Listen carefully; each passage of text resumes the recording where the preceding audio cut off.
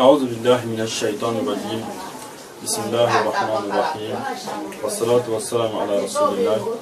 اللهم صل على سيدنا محمد الفاتح لما أغلق والخاتم لما سبق ناصر الحق بالحق والهادي إلى صراطك المستقيم وعلى آله حق قدره ومقدار العظيم. Mes chers frères compatriotes, je me dis tout simplement, mes frères et sœurs, musulmans qui m'écoutent actuellement. Alhamdulillah Rabbil Alamin, on avait fait une vidéo qui est basée sur hijab en langue bambara. Mais actuellement, pour que beaucoup de gens puissent comprendre, on a voulu faire un peu en français, même si notre français n'est pas trop. Donc, mais ça se comprend seulement pour que ceux qui veulent écouter, ils n'ont pas compris que le méchant de Dieu envers l'univers, envers l'humanité.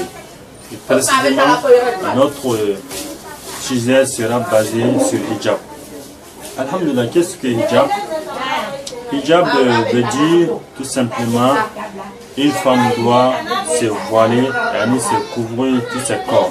Parce que le corps d'une femme, si tu la vis seulement, tu vas sentir quelque chose, et un homme va sentir quelque chose. C'est pour cela que Dieu nous a évité la fornication. C'est une grande erreur. Donc on a fait en Bambara, pour tous ceux qui comprennent un peu Bambara, ou soit qui comprennent très bien même, ils peuvent écouter notre dernière vidéo qui est basée sur hijab. Donc, mais on voulait faire cette vidéo hijab là parce que c'est une méchante d'Allah qui a confié au prophète Mohammed sallallahu alayhi wa sallam. Comme le prophète n'est pas là, il dit al-ulama wa warasatul anbiya, ce sont des éléments qui ont venu hériter les prophètes. Donc en ce moment, nous aussi, on doit faire notre mission pour comprendre ou pour sensibiliser nos sœurs. Il y a notre sœur qui ne comprennent pas, qui pense que hijab c'est pas obligatoire. Alors que hijab c'est obligatoire à toutes les filles. Et dès que tu seras au mois de puberté, dès que tu seras au mois de 18 ans ou à plus de plus. Mais d'autres pensent qu'ils attendent, ils ne se voient pas, ils laissent seulement soit qu'ils allaient marier. Alors que ce n'est pas cela. Donc, si tu es à l'âge de 18 ans, ou comme on dirait, ou de moins même de 16 ans, et donc tu peux te voiler à tout moment. Donc, il y a d'autres filles aussi qui ne se souviennent pas, ils sont un peu oubliés de hijab. On va les rappeler. Il y a d'autres aussi qui pensent que d'autres même, il y en a dedans, ils s'en foutent. Et ils nous incitent partout, ce sont des histoires de faire tout ce qu'ils veulent. Si tu as fait tout ce que tu veux, Dieu aussi te fera tout ce qu'il veut. C'est Dieu qui t'a créé, qui t'a donné tout dans ce monde-là. L'air que tu prends, tu respires, c'est Dieu qui t'a donné tout cela. Alhamdulillah, ce que Dieu a dit, donc on rentre précisément et on est dans le Coran. Le Coran nous a dit, قال سبحانه وتعالى جل وعلا في محكم تنزيله يا أيها النبي قل لأزواجك وبناتك ونساء المؤمنين يدنين عليهن من جلابيبهن ذلك أدنى أن يعرفن فلا يؤذين وكان الله غفورا رحيما. Allah subhanahu wa ta'ala nous a dit dans le Coran, il dit Mohammed, dis à tes femmes, yani les mamans des moumines, dis à tes femmes, à tes filles, à toutes les femmes musulmanes toi, toutes les femmes croient, si tu sais seulement que tu es musulmane, tu es une femme croyante, ou tu es une femme musulmane, tu dois te couvrir, tu dois te voiler partout que tu sois, sauf les gens et les musulmans. Donc tu dois te voiler partout. C'est une mission de Dieu à te donner. C'est Dieu qui t'a créé. C'est lui aussi qui connaît plus que toi, qui te connaît plus que toi, ce qui est bon pour toi ou ce qui est mauvais pour toi. Donc, alhamdoulilah, il dit Mohamed de dire à tous les musulmans, les femmes musulmanes de se voiler partout et où qu'elles soient. Donc, parce que avant de sortir, elle doit couvrir sa tête, sa poitrine. Et en plus ses cuisses. Il y a une autre sœur qui sort comme ça par hasard, on dirait Jaï, une femme Jaï, alors que ça c'est pas bon. Je dis c'est ça qui est une barrière entre les fornicateurs, les gens, les hommes qui prennent à se forniquer, à draguer les filles. Donc ça sera une barrière entre eux. En plus une grande différence entre les femmes yaoudia et les femmes nasrani, en plus les femmes fornicatrices, ça trouve une grande différence entre eux. Donc si tu sais que tu es une bonne musulmane, tu dois te pouvoir partout là où tu sois.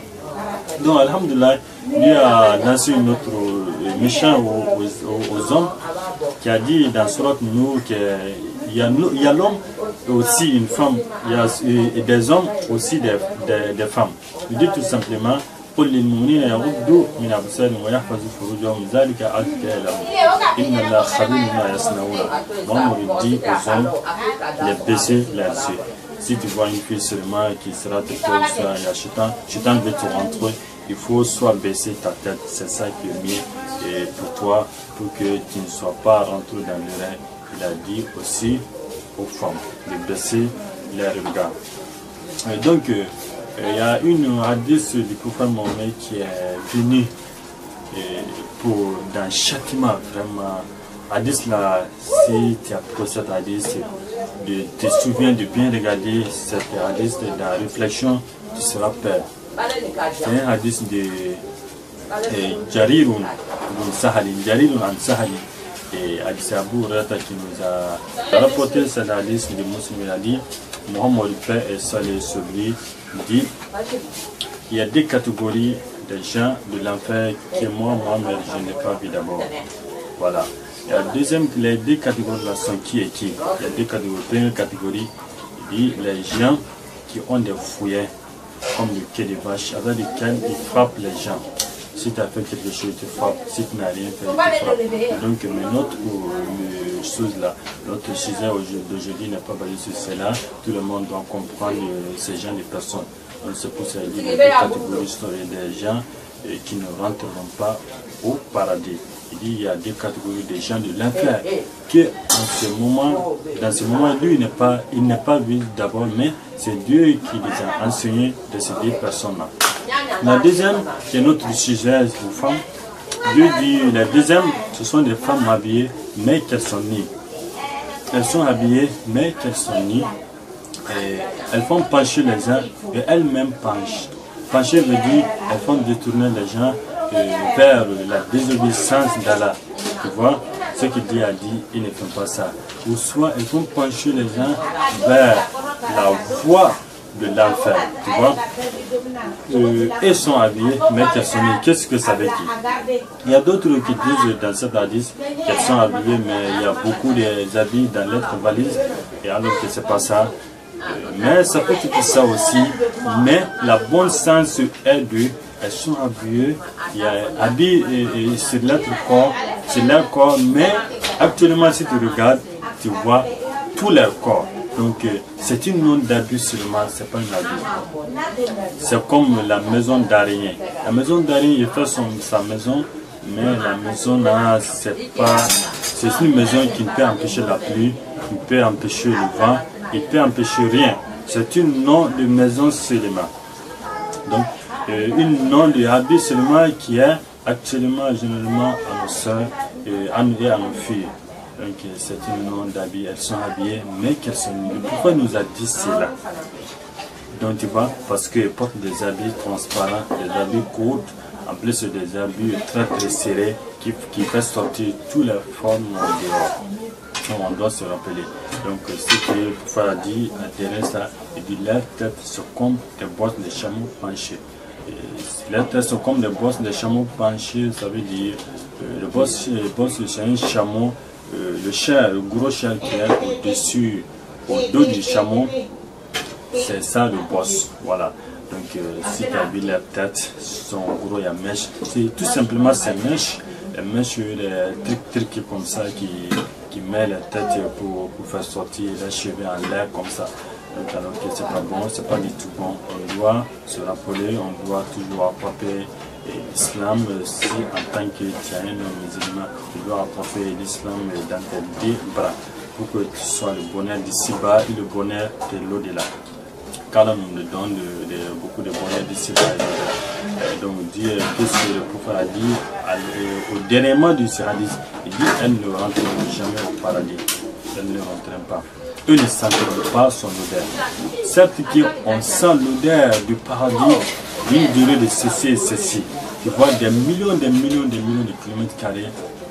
On peut sentir l'odeur du paradis. Parce que si on regarde le soleil là, les savants nous disent que le soleil, la distance qui est entre nous et le soleil, c'est 180 millions de kilomètres carrés. C'est ça qui est la distance entre nous et le soleil. Donc alors que le soleil est plus plein. Mais dans tout cela, pour tout cela, on voit on sent le soleil, la lumière, en plus le chaleur. On sent tout cela. On sent la lumière du soleil et cette chaleur, tout comme ça. Donc d'après toutes ces distances-là, 180 millions de kilomètres carrés, tu vois. Donc c'est une grande distance. Mais le prophète dit, alors que le Jannatu, le paradis est plus élevé que le soleil. Donc tu vois, le prophète nous a dit qu'elle ne rentre pas au paradis. Toi tu fais tout cela là. Dans ce monde-là, tu n'as rien trouvé, tu n'as rien gagné. Alors que au-delà, au paradis, la maison d'une seule personne au paradis, c'est comme si tu as construit tout le monde en étage, de faire toute la terre là, étage, d'ajouter le sel et le sol, le septième sol jusqu'à septième sol, en plus de jusqu'à septième ciel, il a tous ajouté ensemble, de faire tous ces étables, des immeubles, des étages. Donc celui qui n'a rien trouvé, son bonheur, ça considère à cela, tu vois. Donc celui qui a tout le monde ici, alors que dans ce monde-là, on n'a rien. Même une seule personne qui a commencé à gagner un peu des étages, les gouvernements vont te donner une liste que tu dois limiter ici. Donc tu vois, donc, la vie n'est rien. On ne sait jamais qu'on va mourir en quel temps, en quelle ère, ou soit en quelle année. Donc avant d'aller vers Dieu, avant de rentrer dans le sol, on doit faire des beaux travail, des jolis travail, le travail qui plaît à Dieu, avec ses prophètes, tout comme ça. Notre français n'est pas trop, mais ça se comprend, d'après tous nos courage, on n'a plus beaucoup de courage, que notre sœur devrait comprendre cette leçon de Dieu, Inch'Allah.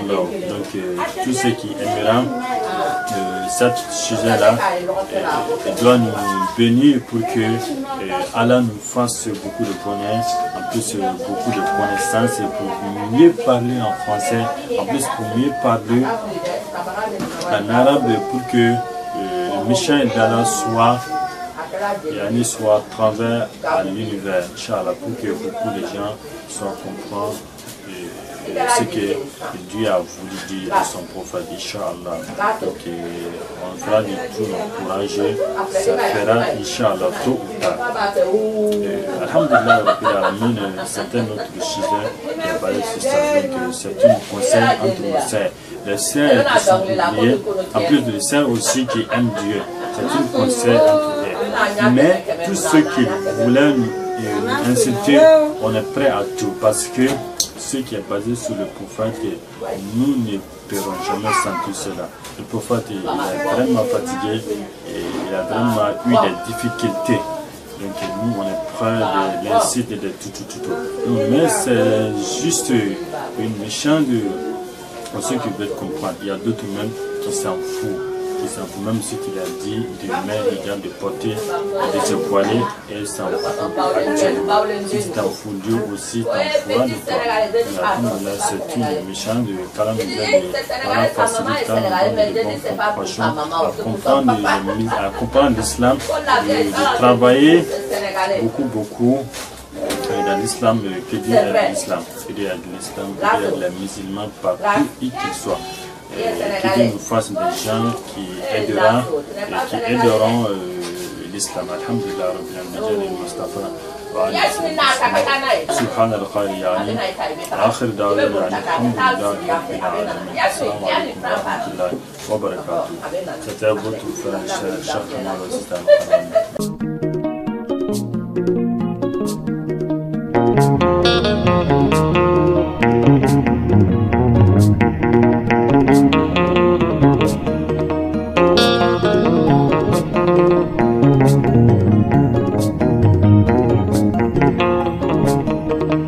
Thank you.